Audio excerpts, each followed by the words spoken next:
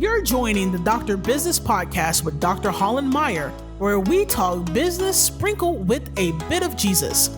Our goal is to help you simplify business, impact more lives, and increase your profitability. By sharing the stories of influential doctors from various specialties, we help you get creative in connecting with your target market, increasing your exposure in the community, and collaborating with local providers so you can reach more people and avoid burnout. Thanks for tuning in, and we're excited to help you navigate success in your doctor business. And now your host, Dr. Hollen. And welcome back to another podcast. I'm Dr. Hollen, along with my guest, Ryan Jaycox. Thanks so much for joining us today.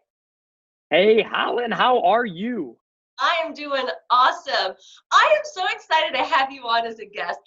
We don't really know each other, so this conversation is going to be quite organic, although I did learn a few things in the pre-show that was surprising, and I'm excited to share that with other folks too. But just to get started, not only have you personally been successful, but you have been, you've built several $1-million+ companies, and you've helped dozens of chiropractors achieve massive success with your proven systems in marketing and advertising. You founded ChiroConnect, and basically that's to help chiropractors with high flow of new patients every single month through basically community and corporate events. Is that right? Yeah, no, that's absolutely right. You nailed it. That is exactly what I do. Awesome. And let me give a few statistics for you. In 2019, ChiroConnect averaged their clients 30 additional new patients month over month.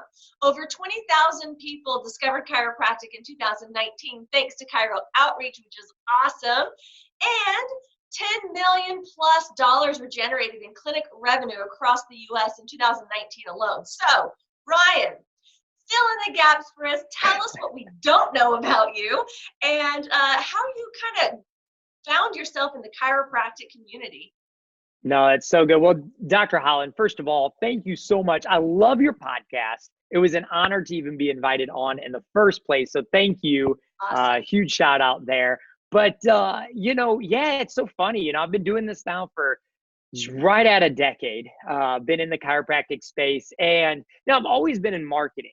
I think everybody always thinks that I'm a chiropractor. In fact, in the pre-show, you were like, so Dr. Ryan, I was like, although I play one on the radio and TV, I'm not a doctor. That is so true. I thought you were a chiropractor. Now I know just what a warrior you are for chiropractic.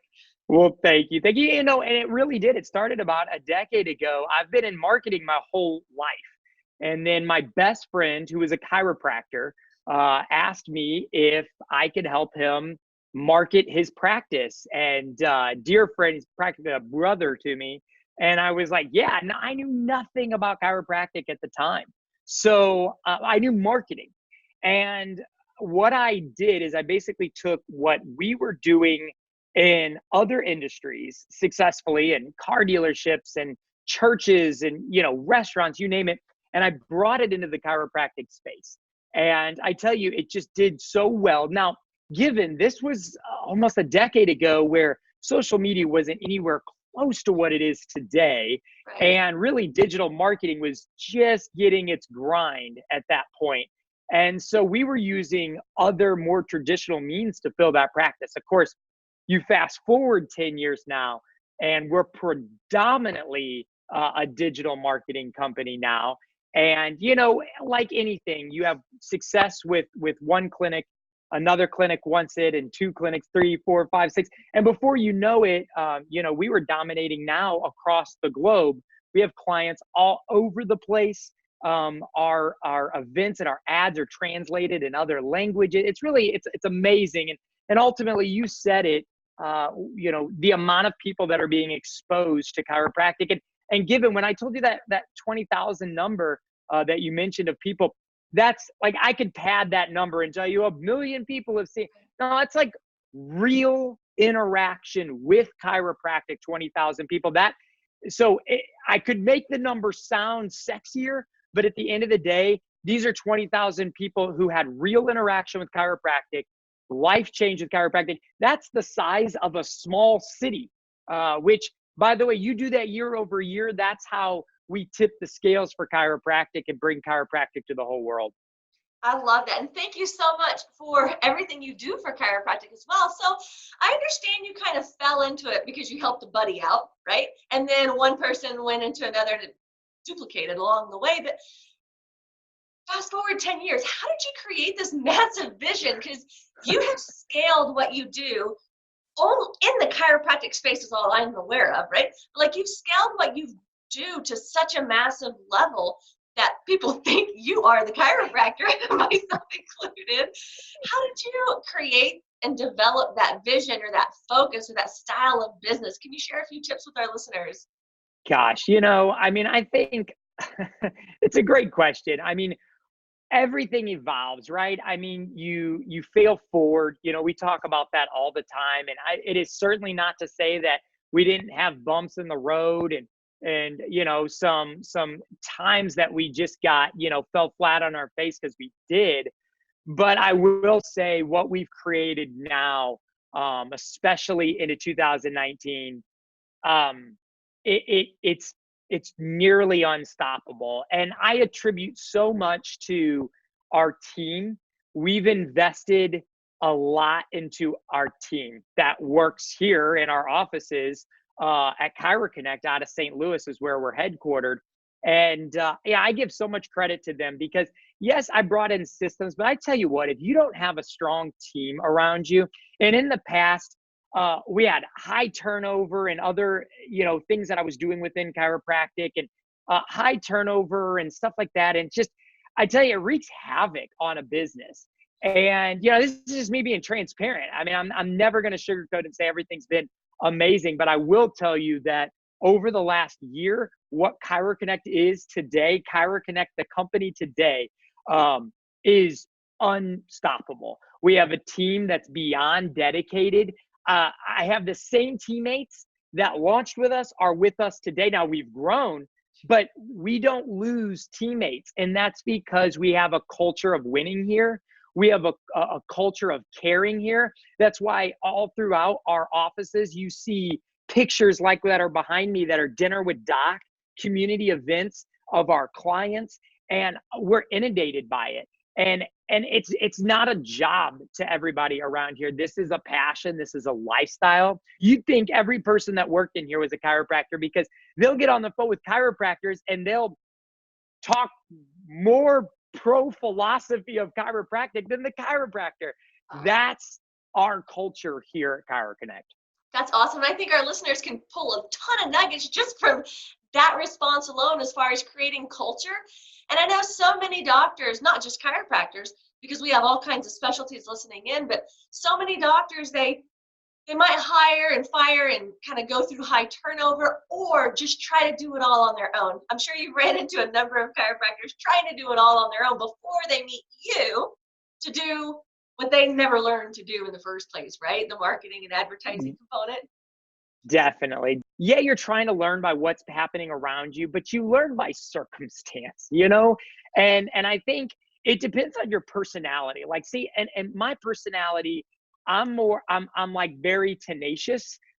So I'm probably a little headstrong on things. So like, which it bites me sometimes because I'm like, I'm not going to listen. I would probably describe you as feisty.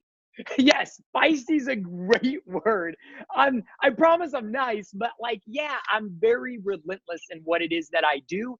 And so I think, building a team for me, it took me 10 years to figure out really how to build a successful team.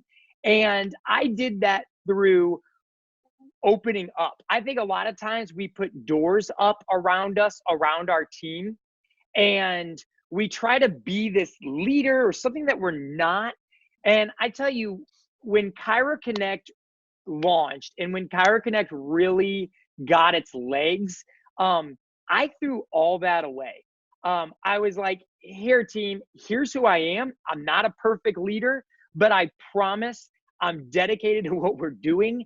And they know that about me. They know my weaknesses. They know where I'm really good. And I think they love that about me. And I don't look at them like employees. Yeah, I think that hierarchy is definitely an outdated approach to business, and definitely just being authentic and being who you are and not what you think you should be. Yeah. I know I ran into that early on in business myself, having a practice at the age of 24 and trying to figure out like how to be a leader and lead people that were working with me that were older than me. I ran into a little bit of that too, but quickly figured it out, thank goodness. Now, you mentioned that everything hadn't been smooth over the last decade, right? Like you ran into some bumps along the way. What would you say has been a failure for you that turned out to be quite successful? Yeah, no, it's a great question. Well, so before ChiroConnect, I was partners with another marketing firm, and then ChiroConnect sprung out of that. We separated the partnership, and we started ChiroConnect, and we started from zero. We started from scratch with ChiroConnect, and I will tell you, having done this now, and by the way, I know docs can relate to this because a lot of docs have started a new practice. They've closed a practice, open, or just completely made a 180 shift in their practice at some point, or they went from an associate to owner. There was some transition. Well, I did the exact same transition. So I always had a business partner all along. So then when I went out on my own, I don't have a business partner anymore. It's me. And starting from scratch, it's scary, you know. And then we used to do all this stuff within marketing, websites, and SEO, and you guys know there's a billion things you can do in marketing. And when ChiroConnect launched, I had to make a decision of like, okay, where do I want to go? So what I did is I looked at the last decade of my life and I said, what have I been doing and what have I seen work to grow practices, to grow a clinic, and to actually give them a return on their investment? And so I stuck with and narrowed in, and it's all we do now are we're an event driven marketing company for chiropractors. And to niche in that way is a risk. I mean, there's just no doubt about it, because there is no plan B. Right. It has to be successful. But I tell you what, I think in that risk is where the blessing blossomed, because as scary as it is, you have one focus. It's a narrow focus. And that's why you see the reviews that we have. They're amazing. It's why we're exploding practices around the globe. It's why you see, if you're watching by video, it's why you see the pictures behind me, which are just rooms packed out with people. Every week across the globe, we're packing dozens and dozens and dozens of rooms out, teaching chiropractors to lead from the front of rooms, and leading not on a one-to-one basis, but a 40 or a 50 or 60 or 70 to 1 basis, where they're telling their message of chiropractic to, a gob of people every 2 weeks in many cases, because we're packing these out across the globe every 2 weeks for most offices. So, long story short, it was a risk. It was a risk to say, this is all we're going to do. But I thought it was a risk, and I will tell you, my relationship with God, is near and dear to me. And I think it was a risk to me, but I don't think it was a risk to him at all. I think it was the plan all along. It was where he wanted me to go and do. And now we're doing that. And there's so much blessing on it. I guess the point I'm trying to convey to the docs listening to this is, even though what may seem like a risk, it actually blossoms into a blessing if you stick with it and you don't get scared of the risk. I hear so many docs, they get scared because you don't know what's in front of you. You don't know what that door is going to hold, but stick with it. It's worth it. I want to switch gears a little bit, because you mentioned God and how that had a special place in your life for that transition. How has your spiritual life played a direct role in your business? No, it's so good. Well, so I have a great honor of, I work directly with one of the largest churches in the United States. And it's such an honor, and the pastors are near and dear friends, really like family to me. And so I say that to say this, that really ChiroConnect has allowed me, because that is a big passion of mine. It's my obsession is ministry. So I'm involved in a lot of ministry work with that church and those pastors, with book promotions for them, because they have, bestsellers and just all these outreaches, the church outreaches. So I use what we do at ChiroConnect to fuel and fund and move a lot of that ministry.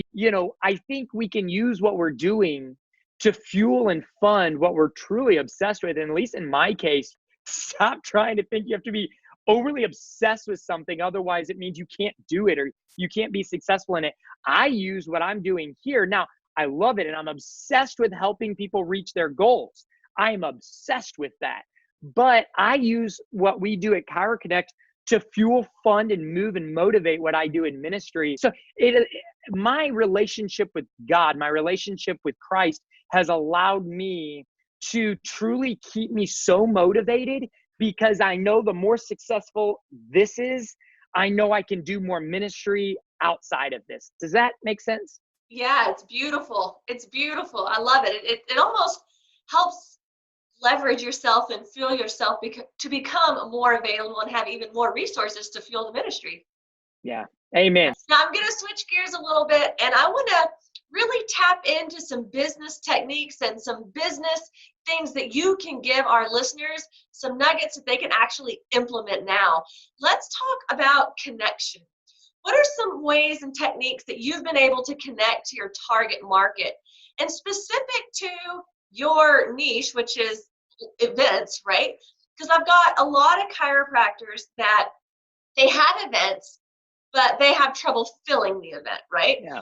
Or closing people at the event. And those can be two totally different topics, of course. That's but good. How do you connect with your target market to fill those events? No, it's so good. Well, I think so many doctors, and it's two huge questions. But, that's obviously what we're really good at doing, is filling events. But, I think so often, because I see it all the time, is docs say they want to fill their events, but they're not utilizing or doing anything to actually help fuel that. Like, we have the power of social media now in front of us. In fact, this podcast, where will it be and where will it get the most attention? Social media. Right. You're going to post this podcast on social media. A lot of people are going to hear it because people love your podcast. A lot of people are going to hear it, and it's going to give people information that they need to change their life. Well, hello, docs listening to this. Why are you not doing the same? So, I hear a lot of times docs say, well, we just have trouble filling them. But then I look at their social media page and I say, well, of course you're having trouble filling them. You're doing nothing to get the message out. I see you haven't done a Facebook Live ever, or within the last, 2 weeks or 3 weeks. It's like, you should be doing Facebook Lives 3-4 times a week. It's free. And if you think about it like this, you look at most docs and you think, how many new patients does a doctor really need to have inside their practice? Now, that may be a really open-ended question. For some people listening, it may be 20. For other people listening, it may be 120, and that's okay either way. You do a Facebook Live, you can reach 300 people, 200 people. It's enough to fuel your whole practice, and you can do that over and over and over and over again. So I think we are beyond time. It is beyond time at this point that if you're a chiropractor and you're not utilizing what you have sitting in front of you, I'm going to chalk it up to you're just being lazy. I'm just going to say it, because there's no excuse. Well, I'm not good in front of camera. Just stop. Just do it. Just do it. And I think that's so much of the problem, is we get in our own headspace. And that's why, you said to me before the pre-show, you're like, I see you everywhere. Well, it's because I am everywhere. And it's like, well, I thought you were a doctor. And it's only because I put myself everywhere. I'm everywhere. And I do that on purpose, because I have a message. I want to get this message out. And I know the more people that hear this message, the more people I can help, which in turn helps patients get the care that they need. Well, docs, you can do the same thing. So don't wait. Don't say, well, I don't know that technique. Okay, we all have a phone. we can all open our phone up and click Facebook Live. You know where that's at, and start talking about chiropractic. Start telling your story, not somebody else's story, your story. Why are you a chiropractor? There's your first Facebook Live. There's no reason you can't do that. Does that answer your question? It does. And I just want to reiterate also, because there's docs that say, well, I had an event and I posted it on social media. Yeah. That one time, right? Like consistency over time so that you're branding yourself, right? Not just that one time a week before the event, you put something out. Like you need to create followers. Yeah. Yeah. You got to create a tribe, and you have to talk about subjects they care about. So this is the secondary problem that I see chiropractors do, is they have events for things that the chiropractor cares about. And it's like, that doesn't mean that's what your community cares about. So there's a huge disconnect there. And we have to be careful to not become our own silo. And I see this happen in chiropractic a lot, where chiropractors tend to feed off. It's a small community. They tend to feed off of each other. So they say, well, I see that chiropractor over there doing that, and I see that one over there doing that. Or, and we all kind of get into this silo of such that you become so philosophical. And again, I'm all about that. I don't want the hate mail. Well, okay, you can send me. I love haters, actually. Send me the hate mail. I don't care. You have to talk about what your audience cares about. So you have a community. What do they care about? What are their challenges? What are their health challenges? Start talking about that. And then that's what brings them in. And then you can tell them the chiropractic story. Tell them about the fact that we look at the body differently, right? So we have a different way. So the way you've been looking at it, we're going to show you a complete other way of seeing this. We look at from the top of the head to the sole of the feet. We look at the body from above, down, inside out, right? We're looking at it as a whole, which is so different from the medical community. Now they're starting to understand, like, okay, so like you're not a thyroid doctor. No, but I'll talk about the thyroid, because we know that the nervous system controls every single body part, every organ, every muscle, your brain, your eyes, your sense of taste, smell, everything. So see, you're showing people a different way of looking at things. And I think that's key too. Like, stop being in your own silo. I think that's brilliant. I can definitely even think of a few docs that are putting on these talks in their office on topics that maybe people aren't showing up because they don't care about it. It's just important to you, and you may or may not have relayed the importance of that message in your office leading up to that. And there's some very basic ways to even ask your patients and your followers that aren't your patients yet what to do. On Facebook, you can create a poll. Yep. Right? You can create a little checklist of what they want to hear more about. So definitely understand your target market and what they want, and speak to them, not just from your own headspace. So this next thing is about exposure, and we kind of bled into this already as far as consistency and getting out there on social media. But how have you been successful or trained your clients to be successful in getting more exposure and becoming known in their community, kind of like a local celebrity? Yeah. I do the exact same thing that I train our docs to do. You have to get that exposure, and you can do that 100 different ways. And I recommend doing it. That doesn't mean that you're burning time. Like, I think people see, like, cause they see how much, like, cause your podcast is going to go out. I've got 5 more that are going out that people are going to see throughout the weeks. Right. And they're going to be like, my gosh, he must work 20. No, I don't. I take vacations all the time. I don't overly work. I'm not stressed at all. This comes easy to me. And so I think there's this connotation that if I want to get out there and get a bunch of exposure, I basically have to grind all the time. It's like, no way. You have to work smarter, not harder. So I love using people of authority. So even right now, this podcast that I'm doing right here, you right now are the person of authority. You're putting me on your podcast. that raises my authority to your tribe, to your audience that already follows you and thinks highly of you, which is a lot, by the way. Thank So you. what I'm doing right now is picture perfect. Yeah, I know I'm opening the secrets here, but it's like, this is what we do. So, it may even cost you a little bit of money. Who's your newscasters in your area? Start getting in front of them. Start getting pictures with them. Start getting videos with them. Start posting those to your Facebook stories and your Instagram stories. By the way, that's the emphasis. The moment I'm talking to you about this right now, Facebook is giving a bigger emphasis, and Instagram, to stories. If your stories, your Facebook and Instagram stories, are not loaded up 24 hours a day, 7 days a week, because you gotta remember, they run 24 hours a day, your reach on those stories is far higher than if you were to post right now. Far, far higher than just you posting organically. So why is your stories not packed out with pictures of, you adjusting people, pictures and videos of people getting adjusted, testimonials getting sprinkled in there, people that you're meeting inside the community that are high authority figures?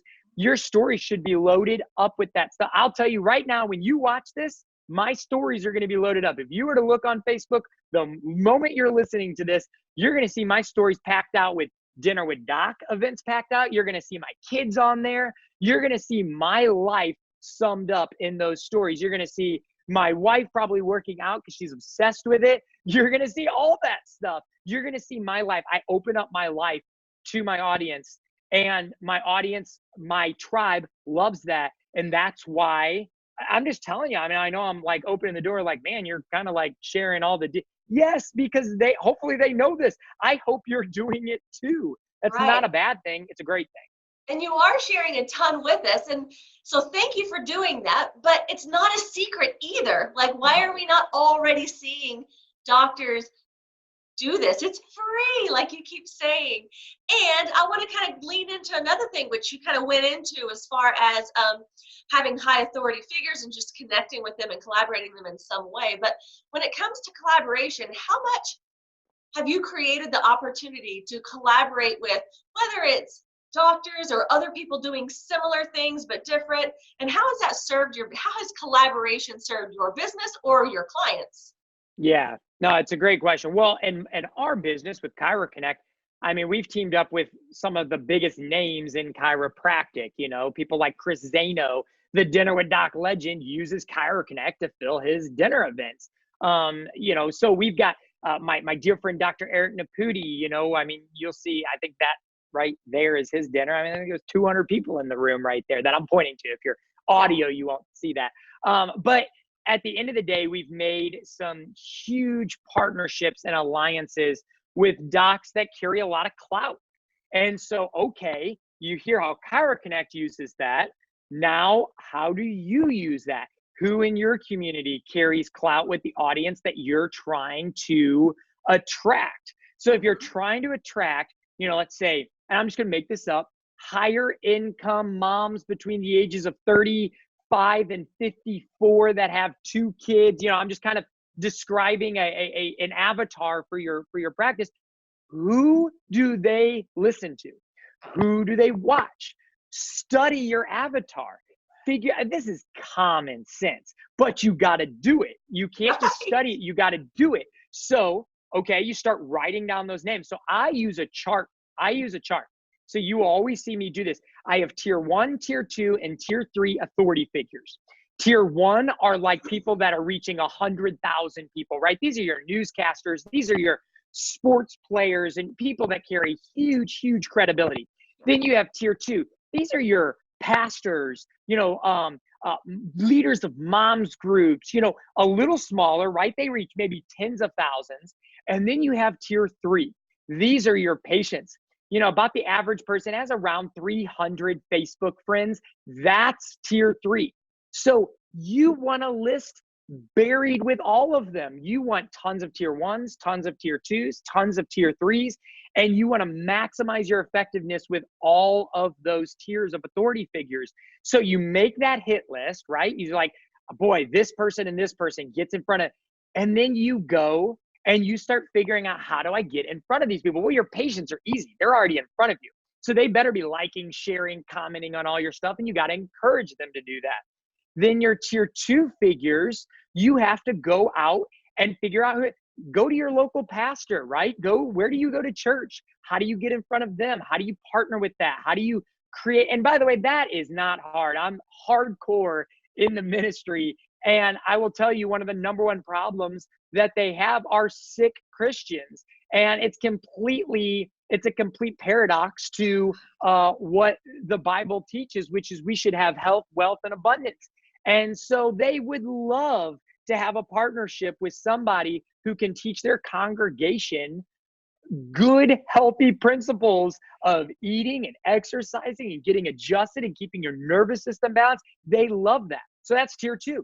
Then tier 1, now a lot of times those are paid for, okay? If you can't work out some kind of a trade deal or some kind of a deal, or you don't have like a real end, they're paid for, but who cares? You're talking 10-to-1 return on investment if you'll truly utilize it, if you'll truly maximize that relationship. So bottom line, start creating your list of tier 1, tier 2, and tier 3 figures that you want to start developing relationships with, and start working those. Now they are worth their weight in gold. Awesome. Thank you so much for going through all the tiers, because I know that there's some docs listening in. They're like, well, I don't know anyone famous. And then they close the book on that, right? Like, I want to encourage you guys, instead of finding excuses why things won't work, find a way to freaking win, And that's the difference between you and a lot of your competitors is you don't stop. You're relentless. I will. So I will outwork anyone. So you may have me on wisdom at times. You may have me on other things, on tricky strategies. I will outwork you all day though. So you will not beat me there. That's amazing. All right. So I'm going to go on to the fire rapid round. Are you ready for this? I was born ready, Dr. Hollen. I love it. I'm going to ask you some questions and then just give me some quick, short answers, okay? So in hindsight, being in business for about a decade and watching so many docs in business as well, what would you say should be the 2 top areas of focus in practice or in business? I think the number one focus that I see doctors not capitalizing on, and this is for everybody's sake, I don't care who you are listening to this, is your ability to communicate your message to an audience. It is the number one weakness that I see. I'm not even going to put a number 2. This is it. This is the only thing that needs to be talked about, is your ability to communicate with your audience. So most of the time what I see is doctors get up on stages, they get in front of people, and they blow perfectly good opportunities because they have not developed a true winning strategy behind communicating an effective message, telling their story and telling it in a way that captivates everybody around them.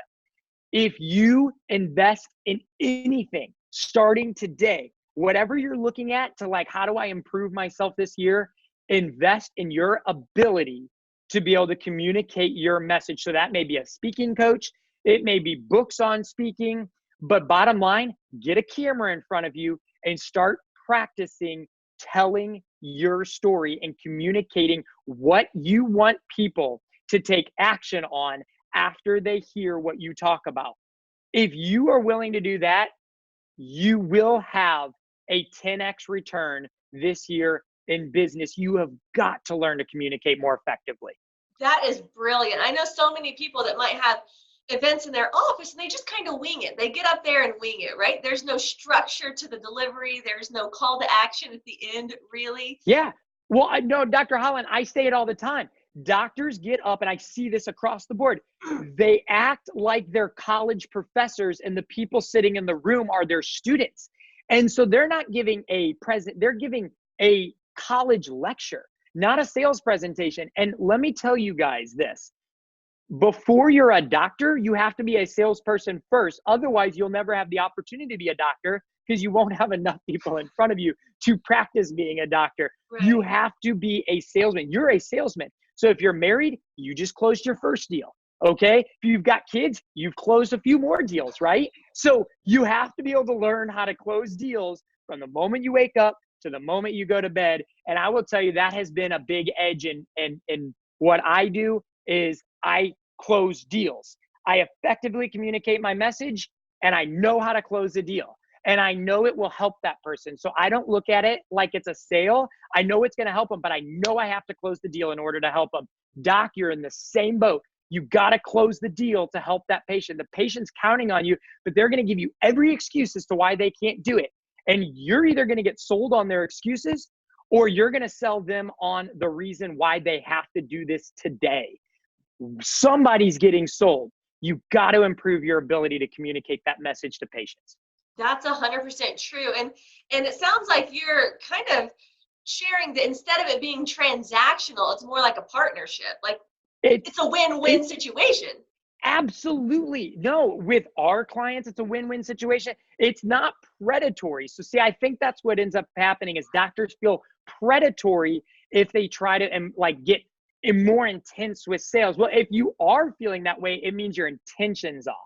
Because if you're feeling that way, it means you may not actually view that as a win-win scenario. See, when I know a doc signs up with ChiroConnect for their marketing, for their events, I know 100% they're going to win.